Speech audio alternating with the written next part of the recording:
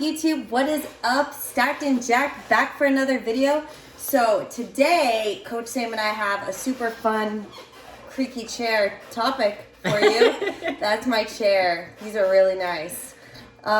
She's been trying to get me to replace them since she moved in. She wants these chairs so bad. I don't like to throw things away, that's all. I could sell them on the marketplace. Okay, anyways. We are here to talk to you guys today about bodybuilding in the restaurant/service industry. So some kind of a little bit of background for you guys on this. I coach a lot of people who are kind of in the restaurant industry. I know Sam does as well. So in 2020, there was 11.26 million U.S. citizens in the restaurant industry. Now that's actually down from 2019 when there was 13.4 million U.S. citizens in the restaurant industry. So I also found a little bit of background from a PubMed article that was saying people who work like in restaurants actually have less prevalence of obesity than those who work in like convenience stores and fast food restaurants specifically. And this could be attributed to the types of foods readily available and widely served. They found that may translate to obesity disparities across major metropolitan areas. And that was a 2015 article published in the National Library of Medicine. So basically saying, hey, you know, whatever is available and widely served is what people are eating. And in the restaurant industry, it creates that environment where dieting and contest prep can be a challenge. So Sam, how long were you in the service industry? Well, service industry in total, 20 years. I was a bartender for 15 years and worked in everything from like diners to football stadiums. So I've got a broad spectrum of busy and so does Odin. Yeah.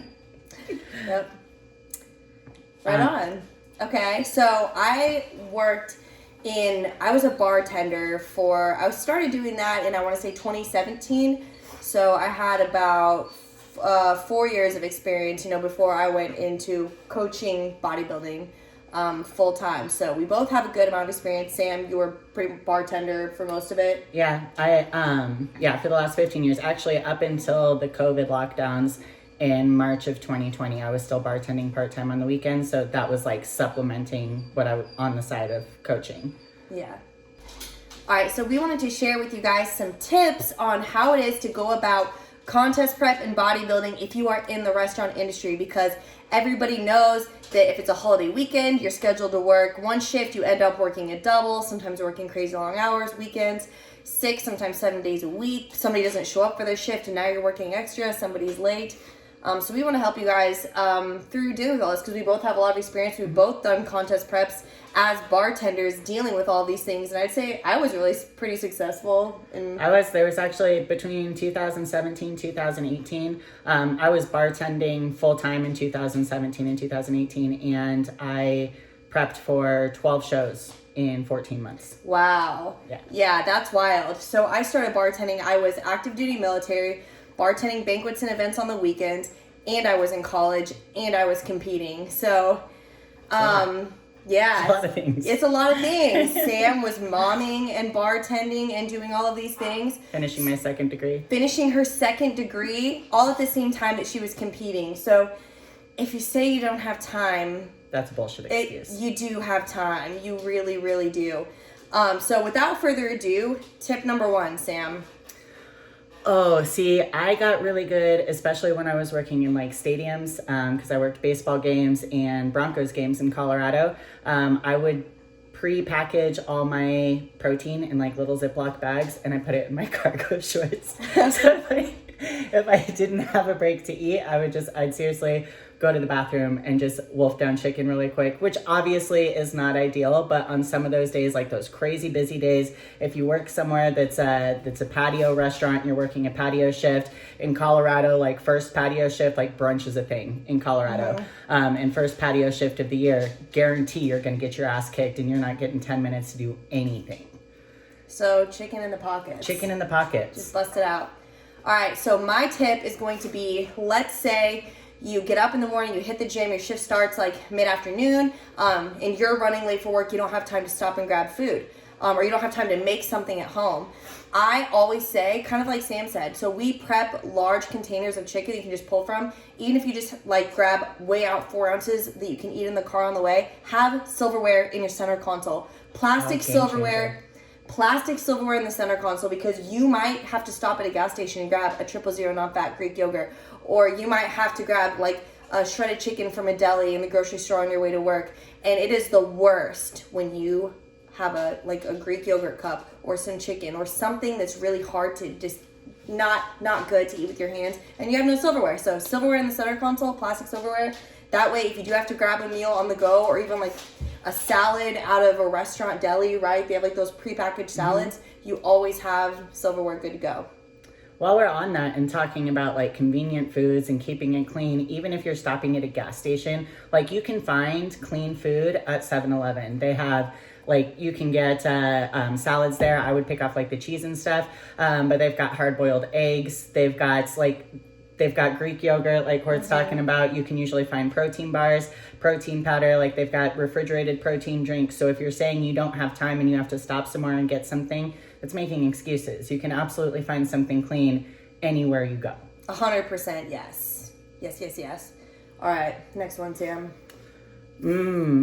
Okay, so if you are fortunate enough to work in a like a restaurant with a full kitchen, this is actually Courtney's point. That's not something I ever really thought of, but you have to be friends with the line cooks. Like, it's a big deal. Bring them coffee once in a while. I used to bring our line cooks donuts on every Sunday. They never, like, anytime I asked them, I was like, hey guys, can you just throw me like a grilled chicken? Like, just don't butter it. Never ever did they hesitate to help me out. And they all knew I was dieting all the time. Yeah. They all knew I ate clean all the time. I fed them donuts once a week, and that's all it takes. Be friends with the cooks. It's a big deal. Yeah, and that's another thing. Don't shove it down people's throat you're in contest prep. Nobody cares but you. Nobody cares. Nobody gives a shit. They don't want to hear about your diet. They don't want to hear about your chicken. They don't want to hear about your mustard. Don't talk about it. Rule number 1 of Fight Club. Don't talk about Fight Club. The goal is you should seriously make it. People should not know you're in contest prep. Be casual. Be casual about it. Hey, there's extra food left at the end of the night. You don't want it. I don't want it. No thanks. I'm just going to grab some chicken. Casual. Diet casually. If you shove it down people's throat that you're in shape, it's going to make it sound like you think you're better than them and they're not going to want to help you. If you kindly support other people, be friends with the cooks, bring them food, don't shove it down their throat that you're in contest prep, they're going to be nice to you. I think even more to that is if you're pointing out that you're in prep or that you're doing something differently, people notice that you're doing something differently. If you don't bring attention to it, people aren't going to be as distracted by it. Like and I know a big part of service industry, obviously, like how servers and bartenders bond is drinking together, right? So I mean, it did take people a while for people to understand when I was like, hey, no, I don't want to drink right now. And I think that's probably harder than the food thing. But when you're drawing attention to those situations, like, oh, I'm in prep, I can't drink. Then people are like, oh, that's stupid. You can have just one. Yeah. So, but if you tell them like, I just don't want to, they can't question that. People can't question you don't want to do something. Exactly. Okay, so when it comes to working doubles, your shift's over and the person who's supposed to relieve you doesn't show up.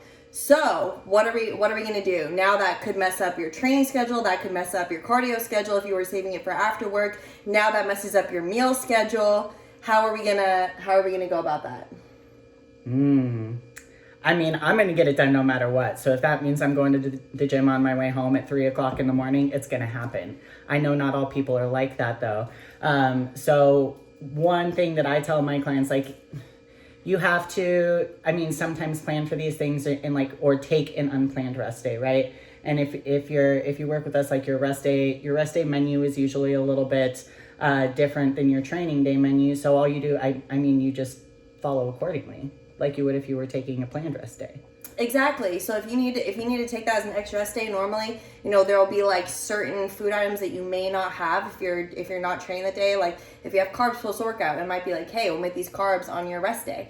Or, if you have to take an extra rest day for the week, like let's say it really is, I would go 3:00 in the morning. I signed up for that 24-hour gym access. Yeah. But again, if it doesn't work out that way and you need sleep, your body doesn't need rest and recovery, just omit the extra carbs you would have eaten, go on about your day. If you're hungry, Usually if you're working a double like that, your manager is going to be somewhat okay with you taking like a few minutes. You'd be like, hey, I'll totally work this double. This person didn't show up. Can I just have a few minutes to eat, or will you buy me lunch, or can I get a discounted lunch? And then you buy salad with dressing on the side. You buy a chicken salad, or like Sam says, you're already friends with the cooks. Hey, can you cook me some chicken breast and veggies with no oil, no butter, just the most basic, easy thing you've ever made in your life? And they'll usually help you out. For sure. So that's how we're going to go about that one. Next tip. This one was by me. This is my tip. This was my biggest challenge. Stay out of the fry bowl. Don't touch the fry bowl. Everybody wants to be in the fry bowl. Don't even eat one. Don't do it. 1 leads to 10. Yeah. Yep. That's all there is to that. It's like Oreos for me. You can't have one cookie. You can't have one French fry. Nobody has one French fry. Yeah, and sometimes too, if there's like those fries that have been sitting under the warmer for a while, and there's only a few left, and like the chefs will dump it out on a plate so they can put new fresh fries in there. Now there's a plate of extra crispy fries just sitting there. Oh, and those are the best ones. Those are the best ones. Don't touch it. Use this as an opportunity to make your coworkers happy.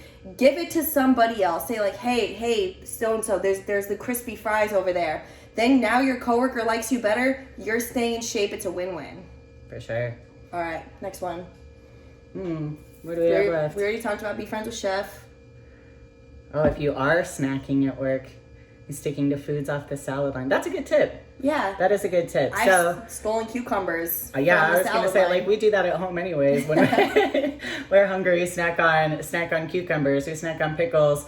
Sometimes I'll have, like, just an extra bowl of shredded lettuce. But, like, these things, like, because I know people get snacky. I think the best place I worked had like a full salad line. And we just go through and make like little salads. Way better to snack on that, obviously, than fries.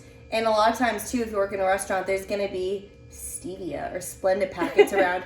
So I would sneak a few cucumbers off the line. Nobody even likes the cucumbers anyway. So you're like the only person eating them. And so the pickles. Just sprinkle some stevia or Splendid packets on there and snack on that while you're at work. And obviously Diet Coke. Every server has access to the soda gun. Oh, yeah. Diet Coke your face off. And plastic silverware on the center console. Nailed it. Do you have any other final tips or thoughts related to the service industry or restaurant industry? Oh, man. I mean, we could probably go on about this for a really long time. We could. We've both eaten our food in the bathrooms before. Which is not, again, not something not that recommendation. I would like. Right. It's what we did. But yeah, you find ways instead of finding excuses, right? Instead of making like, I can't make this happen because, look, we've both done it. I worked doubles in Colorado. Opening day for baseball, it's like a holiday. I'm not even joking. People take the day off work. They close off an entire 6-block radius in downtown Denver. And I worked at this bar downtown where you went in at 7 o'clock in the morning anticipating to be there for the next 24 hours straight. No joke. Yeah. So you plan for it. With any other thing, like you plan for it. If it means you're going to the bathroom to shove chicken in your face, or you pretend, there was one year that I pretended I smoked cigarettes just so I could go in the back alley and eat my food. Yes, that's another thing. People who smoke get more breaks than anybody. So you can just pretend, you've got to find a way, you guys. If there's food left over at the end of the night and they're giving it away, some restaurants do that kind of thing, others don't. What I would do in that case is I'm married, but I would bring the food home that they gave to me and I'd give it to my husband, or I would give somebody else twice the amount to take home, because then you're kind of building rapport, you're helping out your coworkers, you're giving them more of what they want, and you're still following your goals. So at the end of the day, you can still feel good about making the right choice. You just have to go about it the correct way. So I think we nailed it. So hopefully this helps you guys in the restaurant industry, or even if you're not in the restaurant industry, I hope this helps you when it comes to prep and following your goals and finding ways to make it better. But if you guys like the video, make sure you give it a like, subscribe, click the bell button, and let us know if you guys, if you like this topic, if there's more topics that you'd like to see us, talk about along these lines. Put it in the comments. Shoot us a message on Instagram. Yeah. She's That Nutrition Chick. I'm Sammy Catlin. Yes. Yeah, put it in the DMs. Put it in the DMs, put it in the comments, because we want to know what you guys want to hear and what helps you the most. But thank you guys so much for watching this video. See you next time.